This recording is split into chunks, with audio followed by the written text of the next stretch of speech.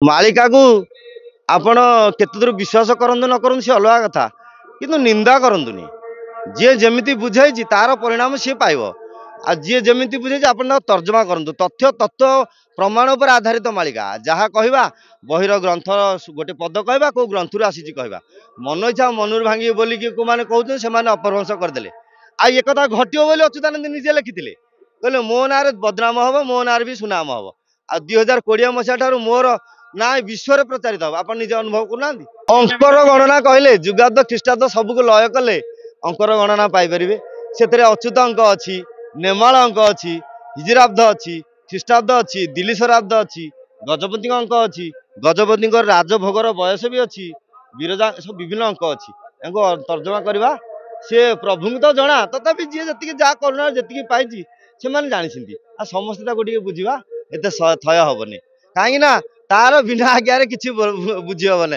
कृष्ण भावरस नुहे वेदभ्यास पूर्वजार भाग्य थी हेले तार दया ढली से क्या निश्चय बासना आसो आपण मानकर बासना नथिले कौन जशवंत पीठ में कैमेरा आज तो समाज रे जो युवक मैंने अच्छा से मालिका को शुणुं जानूँ से अच्युतानंद निजे लिखिं हेला हेला बोली हुरी पड़े हेलारे काटे दिन हरि भाव रस कहीं न जानवे कर्मकांड बोली न समस्ते कहते जानुवे किंतु समस्ते हेलारे काटुवे कहीं ना तेल संसार संसार रे भविष्य विषय जाना एत सहज नुह कहीं से अच्युतानंद निजे लिखिले गत आगत जो जुगर व्यवस्था समस्त को जना ना तेणु से विषय में आम जहाँ किंचित विषय जाचे टी पादरू टे पद कहवा तथा गोटे पद कहवा राशि मासे आदित्यवार हेब 5 व्रत से दिन देखिबू बाबू नथिबो कहार आयत राशि मास कहले 12 मास भितर एमती 5टी व्रत हम जोटा कि आदित्यवार कहले रविवार ही पड़ो गोटे है पणा संक्रांति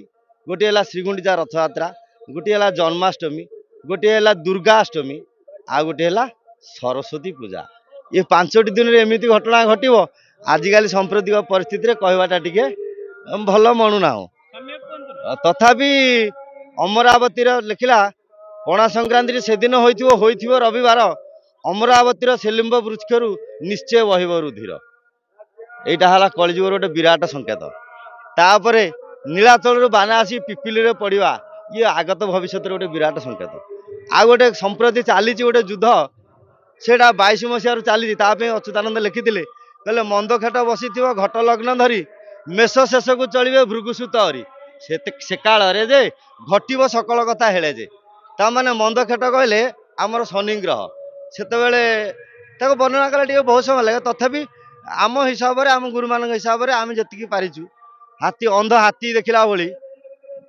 2022 मसीहा ठारू युद्ध चली 27 मसीहा पर्यंत चलो विश्वयुद्ध हम यहाँ विश्वयुद्ध चली आप 14 ରୁ 19 जमी प्रथम विश्वयुद्ध 39 ରୁ 45 द्वितीय विश्वयुद्ध 22 ରୁ 27 तृतीय विश्वयुद्ध खाली माने अच्युतानंद वर्णना करना ओडिशार भारतर विश्वर बहुत भविष्य दृष्टा वर्णना कर निज निज भाषा लेखा अच्छी तो ये गोटे लेखा रही माने तृतीय विश्वयुद्ध यही समय आमर जो शनि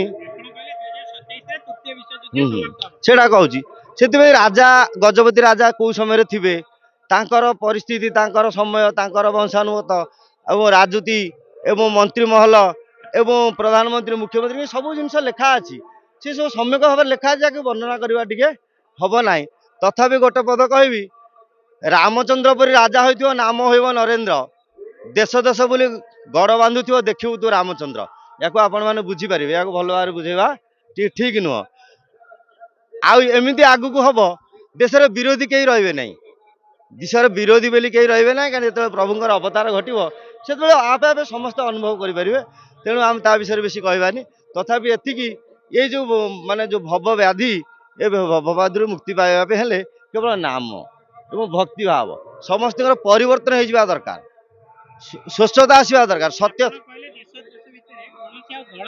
ना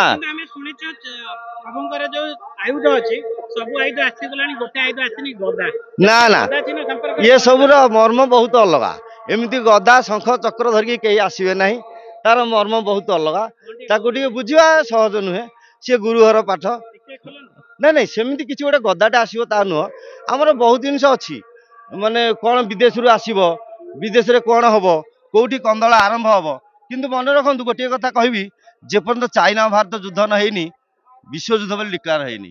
ସେଥିପାଇଁ ଗୋଟେ ପଦ ଲେଖିଲା ଚାଇନା ସଙ୍ଗେ ଆଦ୍ୟ ସମର ହେବ, ଚାରି ଦିଗରେ ଚମକ ପଡ଼ିବ, ଚୋରମାନେ ଯେ ପ୍ରବଳ ହୋଇବେ, ଚାକିରିଆ ମାନେ ଛଟାଇ ଯିବେ, ଚହୁଆ ନଥିବ ସଂସାରେ ଯେ, ଚରଣ ଚୁତିଆ ଭୂରିଶ୍ର ଭାଷାତ ଜନମ ଅସୁର ବଂଶେ ଯେ। ଏଇ ଲୀଳା ବହୁତ ଘଟଣା ଅଛି ଆଗକୁ। ତାର ଲୀଳା ବି ବହୁତ ଆମର ଯୋଉ ଛତିଆ ବଟକୁ ଠାକୁର ଆସିବେ ତା ସାଥିରେ ବି ଭୂରିଶ୍ରବାର ବହୁତ ସମ୍ପର୍କ ଅଛି। ଭୂରିଶ୍ରବା ହଉଛି ଆମର ମହାଭାରତର ଜଣେ ଯୋଦ୍ଧା। ଏମିତି ବହୁତ କଥା ରହିଛି। ତେଣୁ ଆମେ ତ ତାକୁ ଆଉ କିଛି କରିପାରିବେନି, ଯାହା ତ ହବା କଥା ହବ। କିନ୍ତୁ ଆମେ ନିଜକୁ ସଜାଗ ହେଲେ କେଜାଣି ଟିକେ ପ୍ରଭୁଙ୍କ କରୁଣାରୁ ଟିକେ ପାହାଡ଼ଟା କେଜାଣି ପଥର ଭଳିଆ ବାଜିବ, ବିପଦ ଆସିବାଟା ଆସିବ। ତେଣୁ 2-3 ବର୍ଷ ଭିତରେ ପ୍ରାୟ ବହୁତ ଘଟଣା ଘଟିବ ବୋଲି ମାଳିକା ମାନଙ୍କର ଯାହା ପ୍ରମାଣ ମିଳେ। କାହିଁକି ନା ଆମେ ଠାକୁରଙ୍କର ବହୁତ କଥା ଏବେ ନବକଥା ଦେଖନ୍ତୁ, ଖଡ଼ିକାର ପାଞ୍ଜି ଓଲଟି ପଡ଼ିବ ତିଥି ଲଗ୍ନ ନ ମିଳିବ, ମ୍ଲେଚ୍ଛ ନିବାରଣେ ପ୍ରଭୁ ଦାଶରଥୀ ସେକାଳେ ଉଦୟ ଧ୍ରୁବ। ବର୍ତ୍ତମାନ ଆପଣ ଦେଖନ୍ତୁ, ବର୍ତ୍ତମାନ 2 ବର୍ଷ ହେଲା ସବୁ ପର୍ବପର୍ବାଣି ଦିଟା ଦିଏ ପଡୁଛି। ଆପଣ ନିକଟ ଅତୀତରେ ଗୋଟେ ବାତ୍ୟା ଗଲା, ବାତ୍ୟା କହିଲା କୋଉଠି ମାଡ଼ ହବ, ମାଡ଼ ହେଲା କୋଉଠି, ମାଡ଼ ହେଲା ସମୟରେ କେହି ଜାଣିପାରିଲେନି, ମାଡ଼ ହେଲା ପରେ ଜାଣିପାରିଲେ ତା ପଛକୁ ପଳେଇଲା। କାରଣ ସେଥିପାଇଁ ଲେଖିଲା ଲେଖା ଯନ୍ତ୍ର ମାନେ ଓଲଟି ପଡ଼ିବ, ବୁଦ୍ଧି ହୋଇଯିବ ବଣା, ମଙ୍ଗ ମଙ୍ଗୁଳ ବୋଲ ନ ମାନିବେ, ଜ୍ଞାନ କହି ଅକଳନା। ଏମିତି ସମୟ ଆସିବ, ଆମର ଆଧୁନିକ ଯୁଗର ବୈଜ୍ଞାନିକକୁ ଯୋଉ ଦୁହାଇ ଦେଇ ମଣିଷ ବର୍ତ୍ତମାନ ଗର୍ବ ଅହଙ୍କାରରେ ମାତିଛି, ସବୁ ଓଲଟି ପଡ଼ିବ, ତାର ପତା ହଜିବ। କାହିଁକିନା ପ୍ରଭୁଙ୍କର ହରି ଚକ୍ର ଯେତେବେଳେ ଉପରେ ବୁଲିବ ତାର ଅନ୍ତ କେହି ପାଇବେନି। ସେଥିପାଇଁ ବଳରାମ ଦାସ ଲେଖିଲେ, ଅନଳରୁ ଦାହୁକ ଶକ୍ତିଲ ବଉଳ ପ୍ରଭୁ କରିବେ ହରଣ, ପରମାଣୁ ବୋମା ଯା ଲାଗି ଗାରିମା ଶୀତଳ ହୋଇବ ପୁଣ। ପରମାଣୁ ବୋମା ଯଦି ପୃଥିବୀରେ ଆଟାକ ହୁଏ ତାହେଲେ ସଂସାର ରହିବ? କାରଣ ସମସ୍ତଙ୍କ ପାଖରେ ପରମାଣୁ ବୋମା, ଜଣେ ମାରିଲେ ଆଉ ଜଣେ ମାରିବ। ଆମେ ସମସ୍ତେ ବାରୁଦର ନିଆଁରେ ବାରୁଦରେ ପୁରା ବସିଛେ, କେଜାଣି କେତେବେଳେ କିଏ ଡିଆସିଲି ମାରିବ। ଆପଣମାନେ ତ ଜାଣିପାରୁଥିବେ ସଦନ, ଯେତେ ସବୁ ବିଦେଶରେ ଅଛନ୍ତି ବଡ଼ ବଡ଼ ମୁଖ୍ୟମାନେ ଏଭଳିଆ ଉଗ୍ର, କିଏ କେତେବେଳେ କ'ଣ କହୁଛି, କିଏ କେତେବେଳେ କ'ଣ କରୁଛି ତାର ହିସାବ ନାହିଁ। ଆଉ ଯଦି ମୁଁ ଭାବୁଛି ଯଦି ନରେନ୍ଦ୍ର ମୋଦି ନ ଆସିଥାନ୍ତେ ବିଶ୍ୱରେ ବୋଧେ ଯୁଦ୍ଧଟା ଆହୁରି ଆଗରୁ ହେଇସାରନ୍ତାଣି। ହଉ, ତେଣୁ ଏତେ ବେଶୀ ଆଉ ଇଏ କରିବାନି। ଯଶୋବନ୍ତ ମହାପୁରୁଷ ଏ ଅଢଙ୍ଗ କୋଳକୁ କୋଳମଣ୍ଡନ କରିଥିଲେ, ତାଙ୍କର ଆଜି ଜନ୍ମଦିନ ଏବଂ ତିରୋଧାନ। ତେଣୁ ସେଭଳିଆ ମହାପୁରୁଷ ଗୋଟେ ଦିନରେ ଜନ୍ମ ହେବା ଏବଂ ଗୋଟେ ଦିନରେ ଇହଲୀଳା ତ୍ୟାଗ କରିବା ଏ ସମସ୍ତଙ୍କ ଭାଗ୍ୟରେ ମିଳେ ନା। ପଞ୍ଚସଖା ଭିତରେ ଅଚ୍ୟୁତାନନ୍ଦ ମହାବ୍ରହ୍ମ ନିର୍ବିକଳ୍ପ ହେଇଥିଲେ, ଯଶୋବନ୍ତ ଦାସ ଏଠି, ଅନନ୍ତ ଶିଶୁ ଅନନ୍ତ ହେଲେ ବାଲିପାଟଣା ଖୋର୍ଦ୍ଧା ଜିଲ୍ଲା, କପିଳେଶ୍ୱରପୁର ଶାସନ ହେଲେ ଆମର ଜଗନ୍ନାଥ ଦାସ, ଏରବଙ୍ଗ ହେଲେ ବଳରାମ ଦାସ। ସମସ୍ତଙ୍କର ମହିମା କହିଲେ ନ ସରେ। ସବୁ ବିଭିନ୍ନ ବାଟରେ ବିଭିନ୍ନ ମାଳିକା, 9 ଲକ୍ଷ ମାଳିକା ଲେଖିଛନ୍ତି ପଞ୍ଚସଖା ମାନେ। ତେଣୁ ତା ବିଷୟରେ ବର୍ଣ୍ଣନା କରିବା ଟିକେ ଏତେ ସହଜ ନୁହଁ। କିଞ୍ଚିତ ତାଙ୍କ କରୁଣାରୁ ଯାହାକୁ କିଛି ମିଳିଛି, ଯାହା କାନରେ ଟିକେ ପଡ଼ିଛି, ସିଏ ମୁଁ ଭାବୁଛି ନିଶ୍ଚିତ ଟିକେ ଟିକେ ପବିତ୍ର ଅଛି। ଆପଣମାନେ ବିନା ଆଜ୍ଞାରେ ମିଡ଼ିଆ ମାନେ ତାଙ୍କର ବିନା ଆଜ୍ଞାରେ କେବେ ହେଇପାରିବନି। ଯଶୋବନ୍ତ ବିନା ଆଜ୍ଞାରେ ତାଙ୍କ ଆଗରେ ଗଛର ପତ୍ର ହଲିଆ ସମ୍ଭବ ନୁହଁ।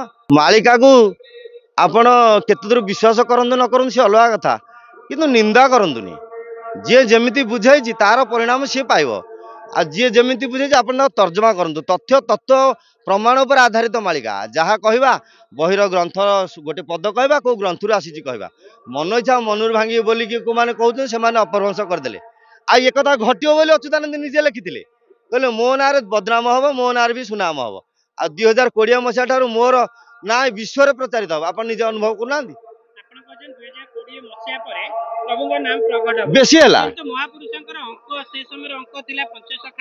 ଅଙ୍କର ଗଣନା କହିଲେ ଯୁଗାବ୍ଦ ଖ୍ରୀଷ୍ଟାବ୍ଦ ସବୁକୁ ଲୟ କଲେ ଅଙ୍କର ଗଣନା ପାଇପାରିବେ। ସେଥିରେ ଅଚ୍ୟୁତ ଅଙ୍କ ଅଛି, ନେମାଳ ଅଙ୍କ ଅଛି, ହିଜିରାବ୍ଦ ଅଛି, ଖ୍ରୀଷ୍ଟାବ୍ଦ ଅଛି, ଦିଲିସରାବ୍ଦ ଅଛି, ଗଜପତିଙ୍କ ଅଙ୍କ ଅଛି, ଗଜପତିଙ୍କର ରାଜଭୋଗର ବୟସ ବି ଅଛି, ବିରଜା, ସବୁ ବିଭିନ୍ନ ଅଙ୍କ ଅଛି। ତାଙ୍କୁ ତର୍ଜମା କରିବା ସେ ପ୍ରଭୁଙ୍କୁ ତ ଜଣା, ତଥାପି ଯିଏ ଯେତିକି ଯାହା କରୁଣା ଯେତିକି ପାଇଛି ସେମାନେ ଜାଣିଛନ୍ତି। ଆଉ ସମସ୍ତେ ତାକୁ ଟିକେ ବୁଝିବା ଏତେ ଥୟ ହବନି, କାହିଁକି ନା ତାର ବିନା ଆଜ୍ଞାରେ କିଛି ବୁଝି ହବନି। କୃଷ୍ଣ ଭାବରସ ନୁହେଁ ବେଦଭ୍ୟାସ, ପୂର୍ବୁ ଯାର ଭାଗ୍ୟ ଥିବ, ହେଲେ ତାର ଦୟା ଢଳି ଦିଶେ କାୟା ନିଶ୍ଚୟ ବାସନା ଆସିବ। ଆପଣମାନଙ୍କର ବାସନା ନଥିଲେ କଣ ଯଶୋବନ୍ତ ପୀଠରେ କ୍ୟାମେରା ଧରି ଠିଆ ହେଇପାରିଥାନ୍ତେ? ମୁଁ କୋଉଠି, ଆପଣ କୋଉଠି, ଆପଣଙ୍କ ପାଖରେ ମୋର ଅଚାନକ ମେଳ। ପ୍ରଭୁଙ୍କ କରୁଣା ଯାହା ସେତିକି ଜାଣିଥିଲି କହିଥିଲି, କହିଲେ ତ ସରିବନି, ଯେତିକି ପାରିଲି ସେତିକି ଆଉ।